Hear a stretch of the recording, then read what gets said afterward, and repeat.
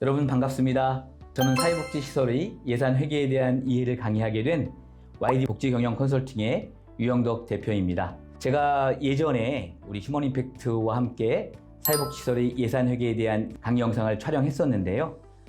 그 영상이 촬영한 지도 꽤 시간이 됐고, 그 이후에 이 강의를 제가 오프라인에서 진행하면서 예산 과목에 대한 구체적인 설명들이 조금 추가가 됐고, 특히 지난번 영상에서 많이 다루지 못했던 후원금과 관련된 후원금 사용 용도 제한 규정이라든가 후원금으로 사용하지 못하는 예산 과목이라든가 이런 것들을 좀 추가로 업데이트된 영상을 찍어야겠다라는 생각이 들어서 휴먼 임팩트에 요청을 드렸고, 오늘 이렇게 영상을 찍게 되었습니다. 지난 영상을 시청해 주셨던 분들, 또 교육 받으셨던 분들은 내용이 크게 달라지는 건 없고요.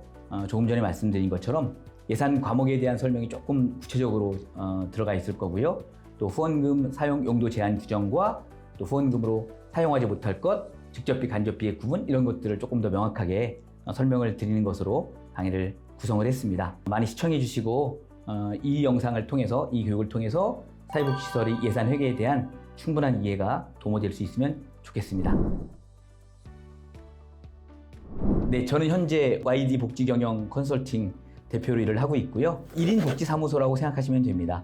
제가 대표로 되어 있지만 저 혼자 직원이고요. 직원이면서 대표로 일하고 있습니다. 저는 사회복지사고요. 현장에서 32년 동안 사회복지 실천가로 일을 했습니다. 그리고 지금 YD 복지경영 컨설팅의 대표로 강의와 사회복지 시설들에 대한 자문 등을 전업으로 수행을 하고 있습니다. 자, 먼저 제 강의는요, 두 가지 특징이 있는데, 하나는 원리와 구조 중심의 강의라는 겁니다. 기능 중심의 강의가 아니고 원리와 구조 중심의 강의입니다. 기능 중심의 강의라는 건 이런 거예요. 어떻게 수입결의서를 작성하는가, 어떻게 결산서를 만드는가, 이런 것들이 기능 중심의 강의고요. 구체적인 실무 방법을 배우는 거죠. 근데 그것은 실무를 해보면 금방 배울 수 있어요. 오히려 더 중요한 게 원리와 구조를 이해하는 거라고 저는 생각합니다. 모든 학습은 그렇게 해야 한다고 생각하거든요. 그래서 오늘 제 강의의 특징은 그렇게 실무의 작성 기법을 가르쳐 준다든가 그런 강의가 아니고 원리와 구조를 여러분에게 알려드리는 강의입니다. 그래서 원리와 구조 중심의 강의라는 게 첫 번째 특징이고요. 두 번째 특징은 회계 초보자들에게 아주 적합한 수준의 강의입니다. 그래서 사회복지사들이, 사업만 하는 사회복지사, 또 프로그램만 했던 사회복지사들도 이 강의를 들으면 예산과 회계가 어떻게 구조화되어 있고 어떤 원리로 작동되는지를 잘 이해할 수 있는 강의라고 생각이 됩니다. 그래서 강의가 비교적 쉬울 거예요. 강의를 들으시면 예산과 회계에 대한 원리와 구조가 충분히 이해될 수 있는 그런 수준의 강의라고 생각을 합니다. 저는 모든 학습의 출발은 명확한 개념을 이해하는 것으로부터 시작된다고 생각해요. 그래서 회계 강의 역시도 명확한 개념을 먼저 이해하고 그 다음 학습을 하는 것이 훨씬 도움이 된다고 생각합니다. 그래서 제일 먼저 회계의 개념과 의의에 대해서 여러분께 말씀을 드리고자 합니다. 결국 회계란 무엇일까요? 이 질문에 대한 답변을 드리고자 하는 겁니다. 먼저 우선 사회복지시설 회계가 단식회계를 원칙으로 한다 그랬잖아요. 그래서 단식회계에 대한 이해를 좀 도모하는 시간을 가질 텐데요. 단식회계에는 기본 원리가 세 가지 있습니다. 복직회계에도 복직회계의 기록 원리가 굉장히 여러 가지 있는데 단식회계에도 기본 원리가 있다는 거예요.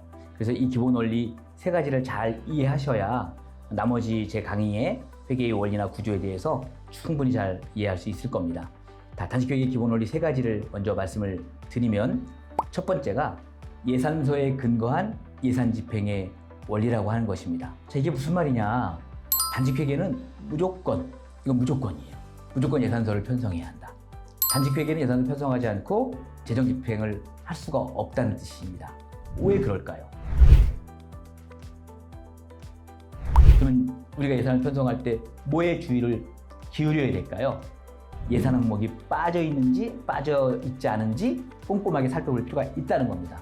그래서 예산 편성의 최종 책임자, 그게 담당자가 됐든 팀장이 됐든 시설장이 됐든 예산을 편성했으면 혹시 사회복지법인 시설 재무규칙에 나와 있는 관 항목대로 예산이 하나도 빠짐없이 잘 편성되어 있는지를 반드시 누군가가 검토해 줄 필요가 있다는 거예요. 왜냐하면 예산서에 근거한 예산 집행의 원리 때문에 그렇습니다. 두 번째는 예산 항목에 예산이 편성돼 있어요. 이제 두 번째로 예산서 및 예산 과목에 대해서 살펴볼게요. 아까 제가 단집회계의 기본 원리 첫 번째 예산서에 근거한 예산 집행의 원리 말씀드리면서 예산서에 대해서 언급을 드렸습니다. 단집회계를 사용하는 비영리 조직들, 사회복지시설들은 재원이 제한되어 있기 때문에 예산서를 편성할 수밖에 없다 그랬죠. 그래서 예산서를 편성해요. 그 예산서의 개념이 뭐라 그랬어요? 재정 집행 계획이다. 재정을 들어온 세입을 가지고 인건비로, 운영비로, 사업비로, 시설비로 얼마 쓸지를 한 회계연도 안에서 재정 집행 계획을 세우는 게 예산서입니다.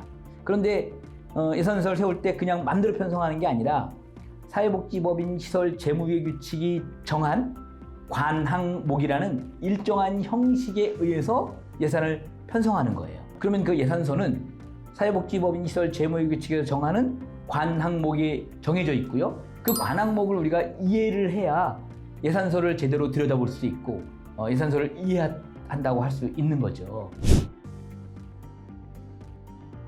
표를 보시죠. 이거는 세입 예산 과목 구분이거든요. 그러면 세입 예산 과목 구분은 관이 8개가 있습니다. 보시는 바와 같이. 관이 8개가 있죠. 그리고 항도 어때요? 똑같이 8개가 있습니다.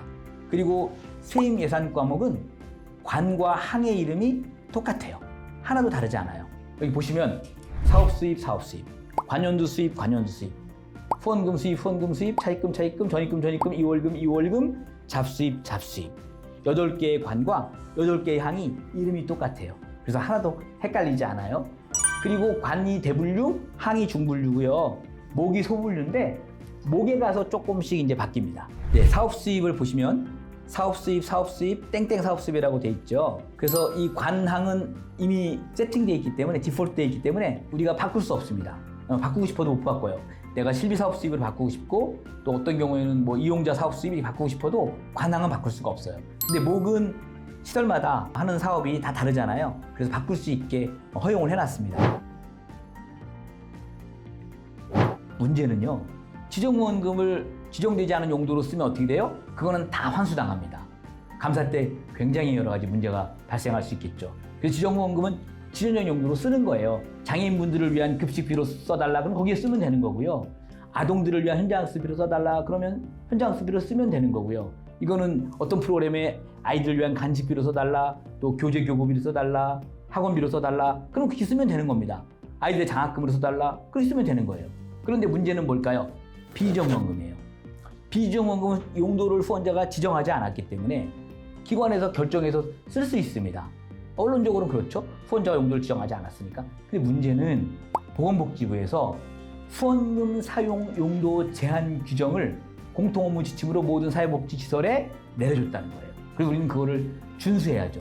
사회복지법인 시설 재무의 규칙적인 규칙은 아니지만 장관의 지침으로 제정된 공통업무 지침을 우리가 안 따르면 그건 또 법을 지키지 않는 게 되기 때문에 보건복지부 장관이 정해준 공통업무 지침을 우리가 따라야 되거든요. 근데 그 공통업무 지침에 따르면 비지정 후원금은 후원금 사용 용도 제한 규정이 있어서 비지정 후원금을 간접비로 사용하려면 즉 세출 예산 과목을 직접비와 간접비로 나눠놓고 직접비로 사용하는 건 아무 제한이 없다. 그거는 직접비로는 비정후원금을 100% 사용해도 좋다. 우리가 비정후원금이 5천만 원 있다? 그거를 직접비로 쓴다? 그 5천만 원 다 써도 된다는 거예요. 그런데 간접비로 쓰려면 5천만 원 다 쓰지 마라. 뭐라고 해놨을까요? 총 비정후원금의 50%를 초과하지 못하도록 해놨어요. 그러니까 비정후원금이 5천만 원이라면 2,500만 원 이하로만 2,500만 원 이상으로는 간접비를 쓰지 못하도록 해놓고 2,500만 원 이하로만 쓰게 해놨다는 거예요. 그러면 우리가 뭘 알아야 될까요? 세출 예산 과목에서 어떤 게 직접비고 어떤 게 간접비를 알아야 비정후원금의 총액을 50%로 간접비로 지출하지 않도록 통제할 수 있겠죠. 그래서 그거를 이제 세출 예산 과목 중에 어떤 게 직접비고 어떤 게 간접비인지를 이어서 살펴볼 거고요.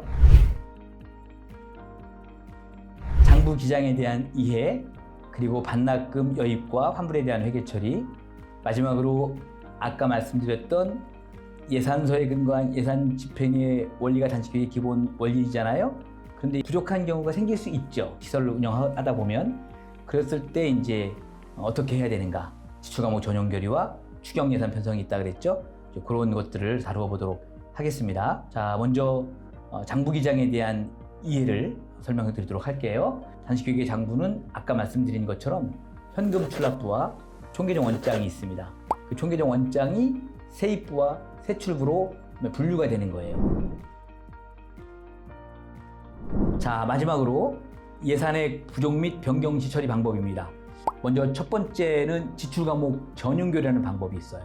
그리고 두 번째로 추가 경정 예산 편성이라는 방법이 있습니다. 예, 다 아시는 내용일 텐데요. 하나씩 좀 살펴볼게요. 먼저 예산액이 부족하다.